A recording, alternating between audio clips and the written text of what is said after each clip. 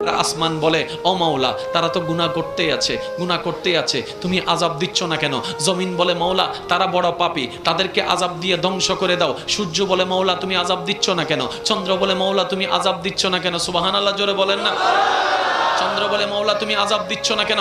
মঙ্গল গ্রহ বলে মাওলা তুমি আযাব দিচ্ছ না কেন? জিব্রাইল বলে মাওলা ধ্বংস করে দাও না তাদেরকে। পাপ তো এমন পর্যায়ে চলে গিয়েছে, সন্তান পর্যন্ত মা বাবাকে হত্যা করতে দ্বিধাবোধ করছে না, বউ রেখে 3-4টা মেয়ের সাথে পরকীয়া করতে দ্বিধাবোধ করতেছে না, জেনার উপর জেনা করে যাচ্ছে, প্রেমের নামে জেনা করে যাচ্ছে মাওলা, সুদ করে যাচ্ছে, ঘুষ করে যাচ্ছে মাওলা। অন্যায় তো বেড়ে যাচ্ছে, পাপ তো বেড়ে যাচ্ছে, আদেশ অমান্য তো বেড়ে যাচ্ছে।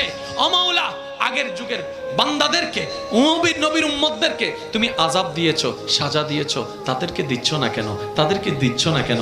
আসমানের প্রশ্ন, জমিনের প্রশ্ন, সূর্যের প্রশ্ন, চন্দ্রের প্রশ্ন, জিব্রাইলের প্রশ্ন, ইসরাফিলের প্রশ্ন, মিকাইলের